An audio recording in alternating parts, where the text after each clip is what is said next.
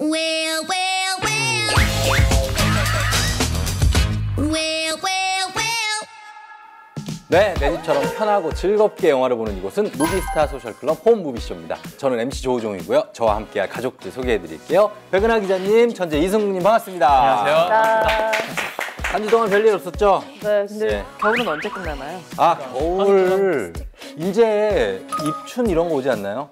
와도 왔어요? 와도 너무 네? 더디게 오는 것 같아요. 왠지. 더디다고요? 네, 네. 뭔가 계속 추운 느낌? 절기상으로는 입춘이 올지 모르겠는데 마음에는 입춘이 전혀 이 체감이 안 돼요. 그럼 사시사철 안 오는 거 아니에요?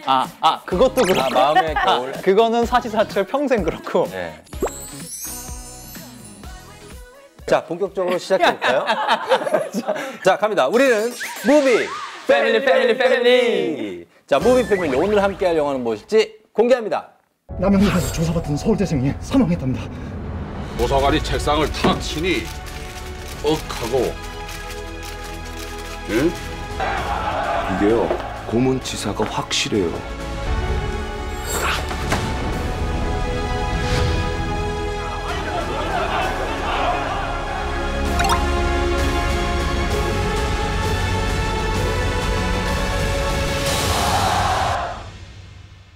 네, 모두가 뜨거웠던 1987년의 이야기, 영화 1987입니다. 자, 한번 찾아 들어가 보도록 하겠습니다. 네, 홈 메뉴 안에 있는 영화 시리즈로 들어가셔서 극장 동시 상영 들어가시면 찾으실 수 있습니다. 기본 프로필 좀 짚어볼까요? 네. 15세에 관람가니까 네. 아주 어린 친구들을 제외하면 거의 네. 다 볼 수 있는 그런 중학생 정도라면 이거 역사 의식을 갖고 볼 필요가 그렇죠. 있는. 그리고 네. 한국의 현대사를 이해하는 데 굉장히 또 많은 도움이 될 수 있는 그런 영화라고 볼 수가 있고요. 영화의 영문 제목인 When the Day Comes. 이것은 뭐 그날이 오면.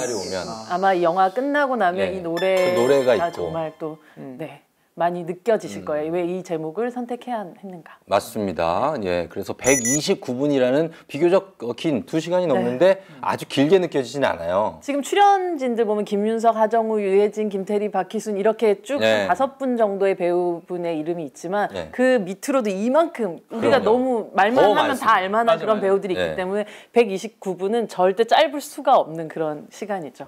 자, 그리고 무엇보다 가장 중요한 거 2가지 짚고 가야죠. 올레TV, 올레TV 모바일 어느 쪽에서 구매하시든 이어보기가 가능하다는 그런 얘기 참고하시고요. 그리고 주변 분들한테 선물하시거나 반대로 선물을 받고 싶을 때는 선물하기 조르기 메뉴 버튼 누르시면 됩니다. 주저하지 마시고 눌러주시면 되겠습니다.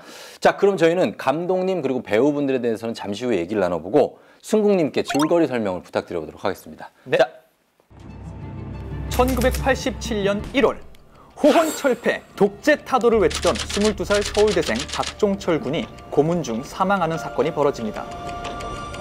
이미 사망했습니다. 사건을 은폐하려는 대공수사처는 박 처장의 주도하에 시신을 화장하려 하고 태우라. 당일날 당직을 하던 최 검사는 이를 거부하고 부검을 밀어붙이죠. 모양새조 픽합시다. 법대로. 그러나 경찰은 단순 쇼크사로 거짓 발표를 해버리고 그 학생이 겁이 잔뜩 질려가지고 조사관이 책상을 탁 치니 억하고 응? 이 모든 것이 미심쩍었던 윤 기자는 취재를 통해 서울대생 물고문 도중 질식사라는 보도를 냅니다. 바닥이 물로 흥건했습니다. 폐에선 수포음도 들렸습니다. 그리고 이는 대한민국 곳곳 각자의 자리에서 정의와 진실을 밝히려는 사람들을 움직이게 하는데요. 과연 박종철 군의 죽음을 둘러싼 진실은 밝혀질 수 있을까요? 그리고 이 부당하고 억울한 청년의 죽음이 불러온 대한민국의 변화는 무엇일까요? 이 모든 것이 궁금하신 분들은 지금 당장 1987 바로 보기 누르시면 되겠습니다. 네. 자, 그럼 지금부터 영화 직접 감상해 보도록 하겠습니다. 대한뉴스. 정말 추억의 대한뉴스. 예전에 영화 상영하기 전에 항상 나왔던. 아마 말로만 들었던. 예. 전두환 대통령은 이때가 우리나라가 막 이제 뭐 도약하는 그런 시점. 그렇죠. 경제적으로는 큰 도약을 했다고 하지만 네. 그만큼 또 그 빠른 도약 안에서의 골마 있는 부분들이 그렇죠. 이제 터져 나오기 직전의 상황이었었죠. 네. 그리고 정말 그 상황만큼이나 급박하게 앰뷸런스가 등장을 합니다. 네. 어딘가로 가고 있는데 의사의 표정도 지금 간호사의 표정도 굉장히 겁에 질려 있어요. 네, 굉장히 겁에 질려 있습니다. 네. 그리고 같이 타고 계신 분들 되게 좀 무서운 기운을 뿜어내고 계시네요. 네. 이제 해양연구소라고 돼 있는 곳으로 들어가고 있잖아요. 네. 근데 그 안에서 뭔가 난리가 물과 났어요. 관련된 난리가 일들이 벌어지고 있어요. 예. 정말 지금 빨리 어떻게 좀 조치를 취해야 되는 상황. 어떻게든 네. 살려라고 얘기하죠. 이미 사망했습니다. 살리세요.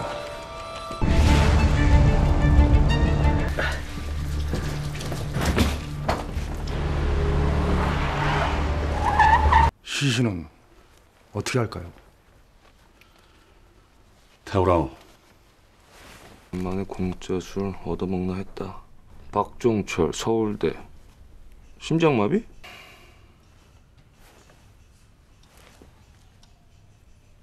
죽은 지 8시간도 안 됐는데 아버지가 죽은 아들을 봤다 못 봤다. 어떤 아버지가 서울대 다니는 아들 시신도 확인도 안 하고 화장을 하라고 그러나? 구라를 쳐도 여보세요, 부장. 저희 남영동에서 조사받던 서울대생이 사망했답니다. 어쨌든 발등에 불 붙을 거야 안 되겠나? 이대로 발표하시오.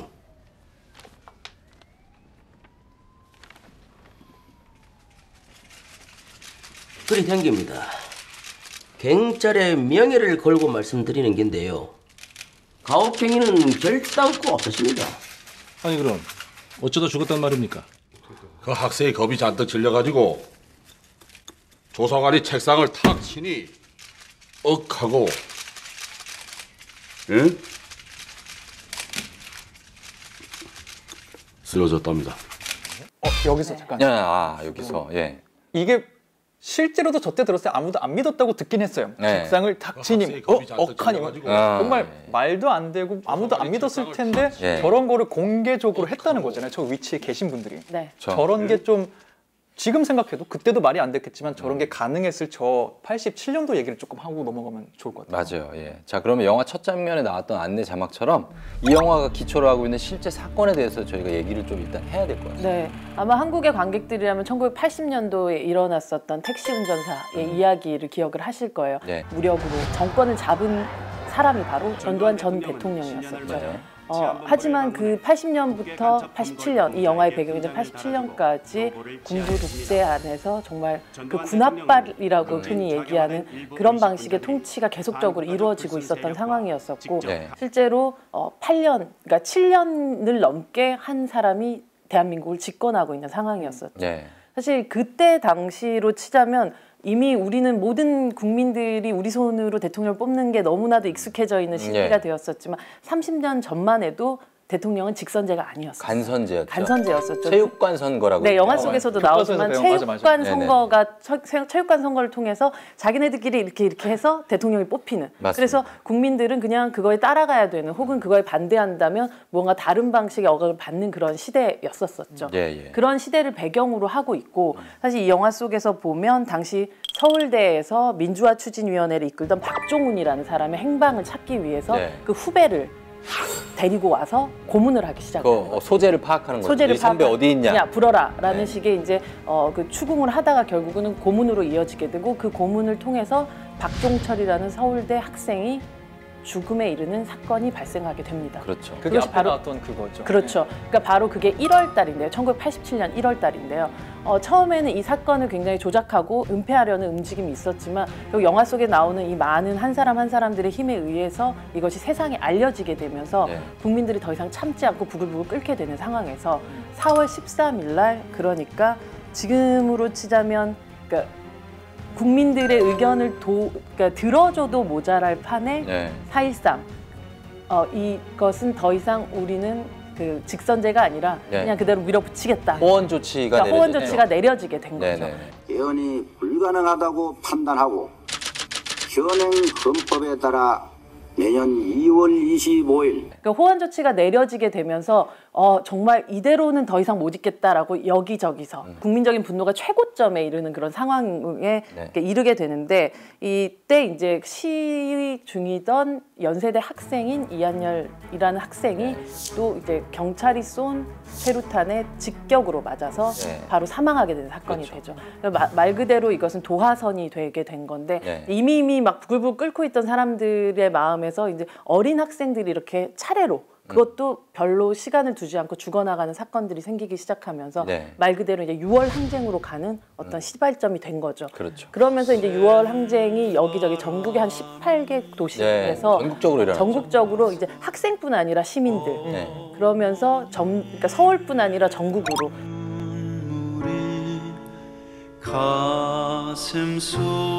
1987년에 일어난 이 사건이야말로 그러니까 굉장히 시민의 힘으로 우리의 힘으로 이루어낸 이 첫 번째 민주주의의 승리이자 기록으로 기록될 만한 그런 사건이라고 할 수가 있죠. 그렇죠. 저희 때는 이제 6월 항쟁 그리고 87년 노동자 대투쟁이라고 불렸던 이 사건들이 상당히 대한민국 민주주의 역사에는 큰 획을 그었던 그런 사건이었고 불과 30년 전에 이런 일이 있었단 말이야? 그렇죠. 말로만 들었던 거가 독재라는 것이 이런 거구나.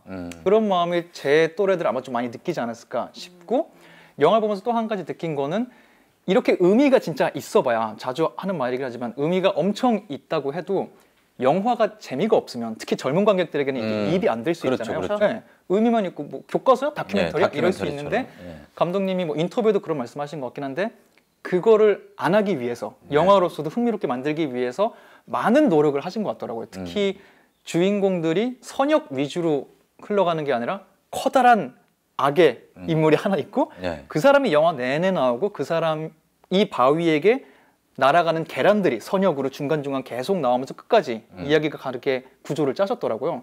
그래서 사람들이 좀 희한하게 보이기도 하고 이 배우가 나오는데 이렇게 빨리 지나가? 또 안 나오네? 이런 것도 하면서 굉장히 의외의 지점들을 많이 집어넣으면서 흥미롭게 만드신과 동시에 젊은이들에게도 많은 메시지를 던져주려고 하신 게 아닌가 싶어요. 자, 그러면 저희가 영화 속에서 이렇게 불의에 맞서는 평범한 사람들이 계속해서 나오는데 새롭게 등장하는 인물들이 있는 반면에 꾸준히 등장하는 어떤 상징적인 그런 소재들도 있는데 그 중에 하나가 신발입니다. 맞아요. 이 영화에서 보면 유독 사람들의 얼굴을 클로즈업하는 것 이상으로 신발들을 가만히 지켜보거나 혹은 신발을 클로즈업하는 순간들이 굉장히 많이 있어요.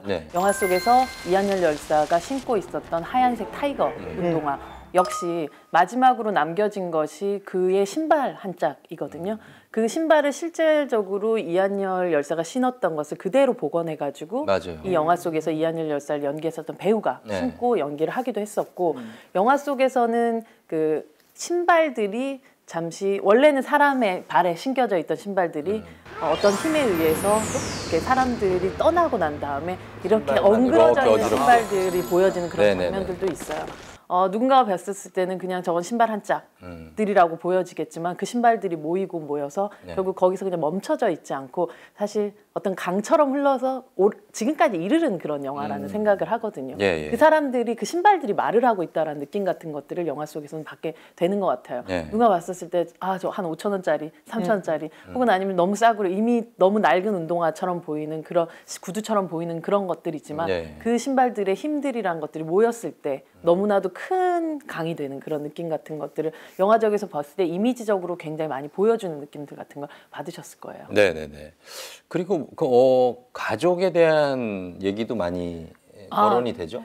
이 영화 속에서 사실 보면 굉장히 좀 흥미롭다고 생각되는 부분이 가장 큰 악의 역할로 나오는 박 처장이 자기가 어떤 방식으로 이 어떤 이념에 의해서 자신의 가족들이 죽게 되었는가를 설명하는 그런 장면이 등장을 해요. 굉장히 아이러니한 그런 순간 같은 것들이 이 영화 속에서는 영화적인 내용적으로도 그렇지만 영화에서 이제 그 고문을 하면서 그 얘기를 하게 되는 박 처장의 눈빛과 그 영화 속에서 그 당시 남영동에서 이 고문이 이루어지고 있는 그 안기부 건물에서 그 바로 옆으로 계속해서 전철이 지나가거든요. 그래서 이제 기차가 지나갈 때 그 소리 같은 것들이나 혹은 아니면 불빛 같은 것들이 촥촥촥촥 촤락하면서 마치 박 처장의 얼굴이 이렇게 필름이 지나가는 것 같은 방식으로 표현이 되는 부분들이 있어요.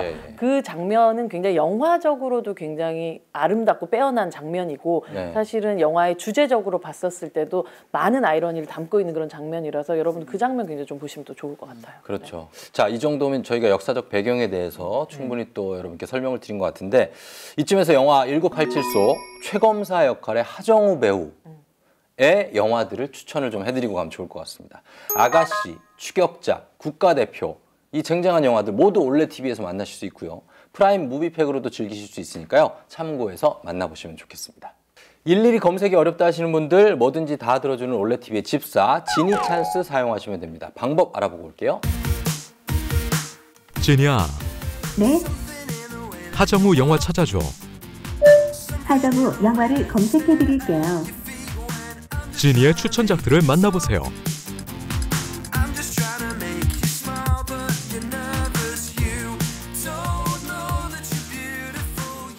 네, 참고해서 즐겨보시기 바라고요. 자, 저희는 영화 감상 이어가 보도록 하겠습니다.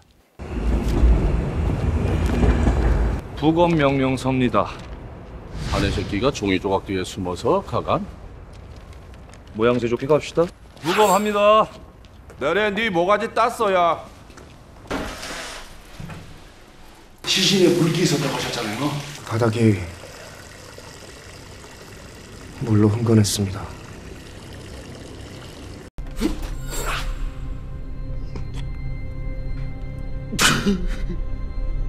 박원식 씨!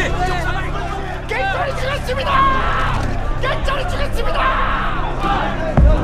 쇼크사! 고문 경찰들 더 있다는 소문이 사실인가?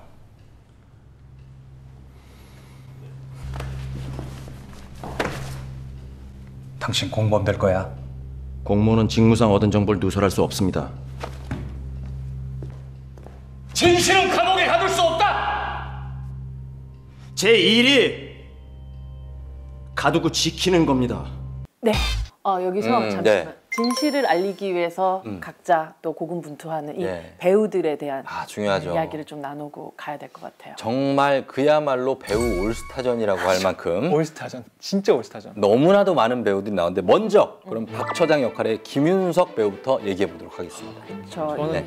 저는 이분 나왔을 때 작년에 남한산성이라는 영화에서 네. 이미 이 존재감을 엄청 드러냈었잖아요. 김상원. 씨랑. 네, 김상원 나와서 불꽃 튀는 이병헌 씨와의 연기 대결을 보여줘서 2017년에 이분의 김윤석 씨의 연기는 이걸로 회자되겠다 했는데 해가 바뀌기도 전에 박 처장으로 돌아오셨는데 너무나 강렬하게 정말 막 이분이 한 상징적인 캐릭터들 있잖아요. 타짜의 아기부터 시작해서 그 계보에 왠지 끝으로 가면 이런 인물이 있을 것 같은 느낌이 들고 정말 이분 보면은 이분이 한두 마디 하면 버티겠습니다. 말 안 할 수 없는 너무 무서운 역할. 김윤석 씨 같은 경우는 이 영화 속에서 처음 죽음에 이르게 되는 박종철 열사의 고등학교 후배예요. 누가요?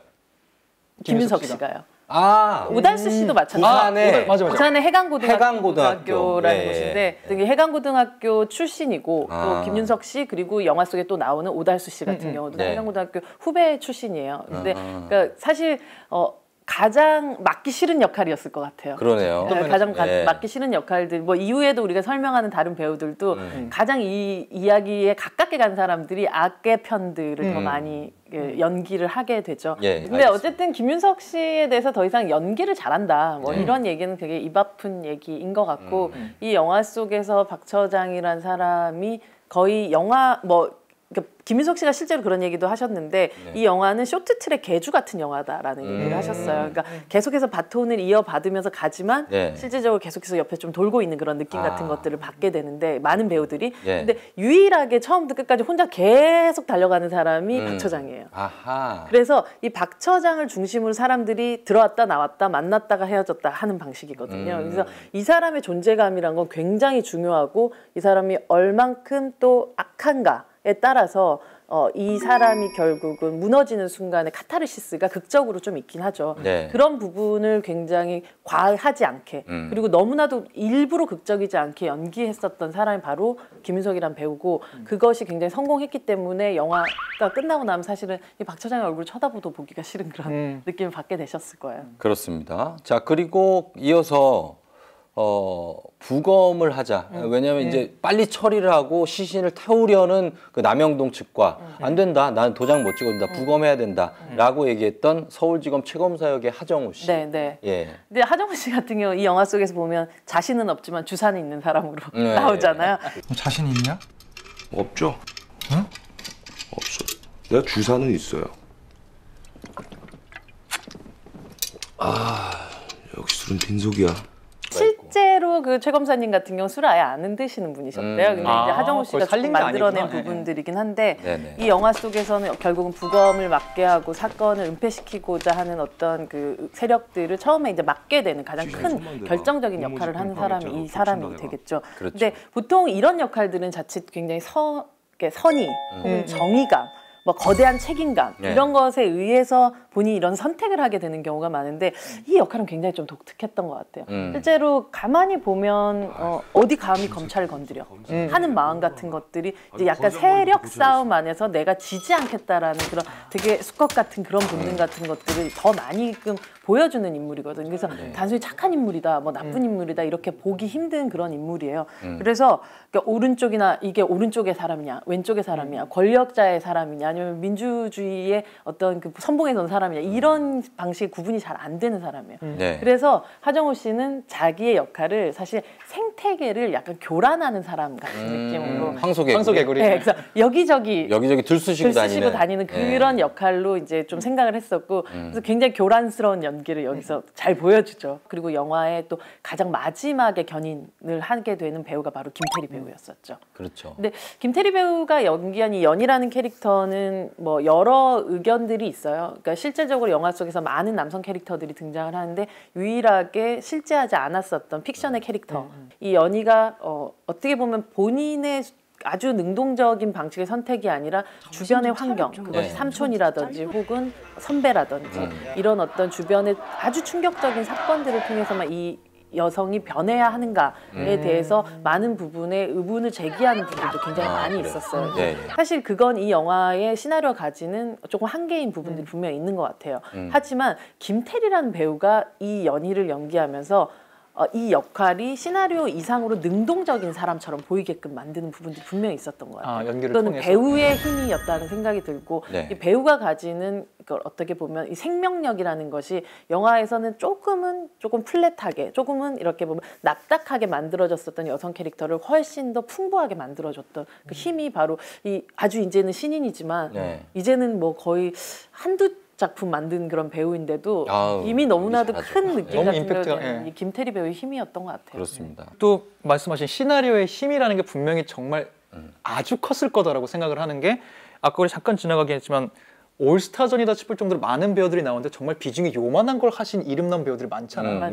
여기 막 오달수 씨도 본인이 직접 사실 감독님께 찾아가셨다고 하고 캐스팅해달라고 고창석 씨도 그렇고 중간 뭐 영화 속 사회적 지위는 높지만 영화 내 비중으로 봤을 때 정말 이게 아닌데 뭐랄까? 정말 이 시나리오를 보고서 나는 이 영화가 완성도 있게 나오는데 힘을 보태고 싶다라는 마음으로만 출연하셨을 테니까. 영화는 거의 나는 여기에 그러니까 크레딧에 올리고 싶다라가 아니라 이 영화에 참여하는 것만으로도 되게 의미가 있다라고 해서 3, 4, 5 모여든 배우들이 굉장히 많다고 들었었고 그래서 이렇게 많은 그러니까 배우의 올스타전이 이루어지게 된 거죠. 맞습니다.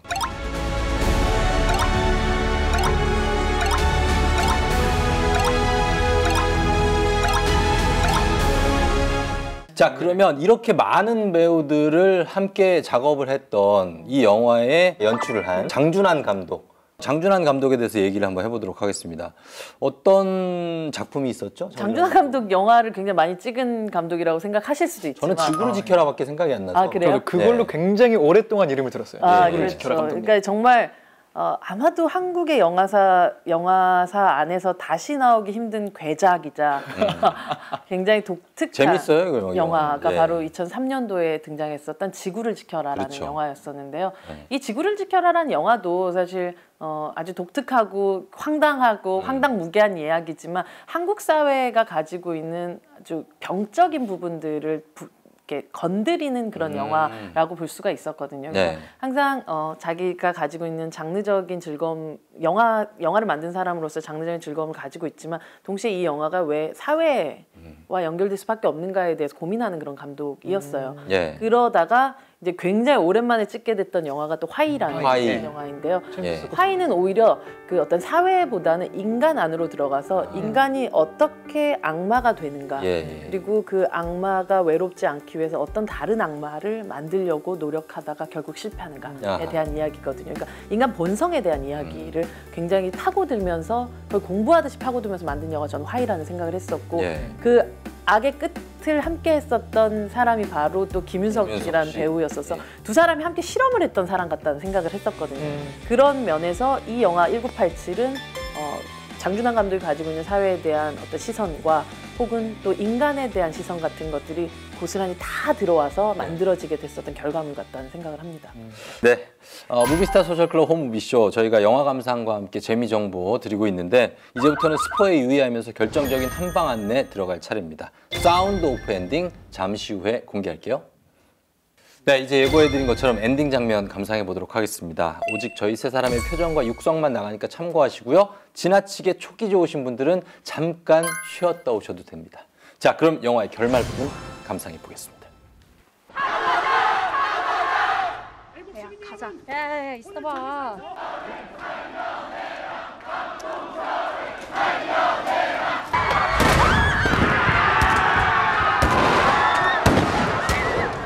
저게 사실 저희 어릴 때만 해도 저는 이런 현장을 지나간 적이 있거든요. 그랬죠. 그 냄새를 알아요. 저는 이 매캐한 냄새, 이 최루탄 냄새 있거든요. 근데 저 이때쯤부터 되게 완전히 몰입을 해서 본 게 이쪽 동네에 살거든요. 내가 맨날 다니는 곳에 이런 일들이 있었다는 게. 자, 저 신발을 찾으러 갑니다. 신발을 찾으러 가죠. 이거는 정말 너무 좀 너무 먹먹하더라고요. 이 사운드도 너무 이렇게 아무것도 안 들리고. 그리고 나름 요게 이렇게 뭐 반전이라고 말해야 되는지 모르겠는데 영화 내내 이렇게 잘 안 드러나던 게 갑자기 딱 드러나는 장면이잖아요. 그래서 되게 좀 크게 확 치듯이 다가왔어요. 그러니까 너무나 유명한 사건이지만 이렇게 재현을 해 보니까 더욱더 이렇게 비극적으로 다가옵니다. 맞아요. 그러니까 사진 한 장으로 남아 있는 그때 일어났었던 그런 사건이 있었지, 누가 한 명이 죽었지 이게 아니라 어떤 사람이 어떻게 죽었는가, 그렇죠. 에 대한 이야기고 그것이 이 사람 비단 한 명뿐 아니라는 것이 사실은 이 영화의 핵심이라고 볼 수가 있어요. 그러니까 정말 거의 뭐 이 영화의 이런 장면은 거의 레미제라블 같은 느낌이 그런 장면이죠. 바리케이트가 있고 그 앞으로 이제 달려나가는 그런 장면들. 그러네요.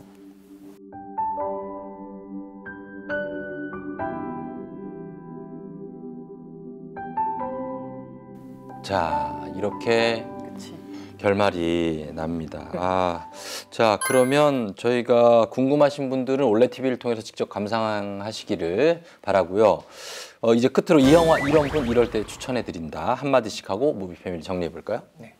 저는 영화가 연결고리라고 좀 생각을 해요. 그래서 우리가 지금은 부모 자식이 되어버렸기 때문에 혹은 다른 세대가 되어버렸기 때문에 우리가 여러 갈등이 있지만 세대 간에 2년 전에 우리가 역사에 남을 뭔가를 해낸 거가 이미 30년 전에 우리의 똑같은 마음으로 행해졌던 일이 있었다. 그리고 그분들이 어떤 마음을 했을지를 알아보면서 그분들과 접점이 정말 생기는 좋은 영화라고 생각하기 때문에 세대 간의 갈등을 좀 경험하고 계신 분들 어쩌면 이 영화를 좀 더 재밌게 보시지 않을까 싶어요.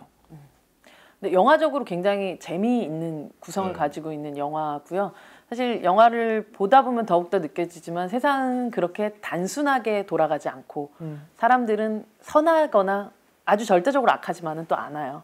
하지만 이 와중에서 우리가 세상 사람들 뭐 다 안 되고 지금 막 다 너무 나쁜 놈들이고 어차피 우리가 해서 바뀌지 않아 라고 생각을 많이 하겠지만 분명하게 역사의 흐름은 조금씩 바뀌고 있고 우리는 조금씩 나아진다라는 그런 믿음을 1이라도 가지고 계신 분이라면 꼭 네. 보셔야 되는 그런 영화라는 생각이 듭니다. 그렇죠. 역사는 과거와 현재의 끊임없는 대화다라고 에드워드 카가 얘기를 한 것처럼 우리도 이렇게 과거에 계속해서 질문을 던져야 됩니다. 맞아요. 그래서 거기서 답을 얻고 또 저희도 또 질문을 하고 이런 걸 계속 반복하다 보면 역사가 이게 선순환이 될 수 있는 그런 날이 언젠가 올 테니까 계속해서 이런 영화들도 좀 많이 만들어 주시고 저희도 많이 좀 이런 영화를 또 봐야 될 것 같습니다.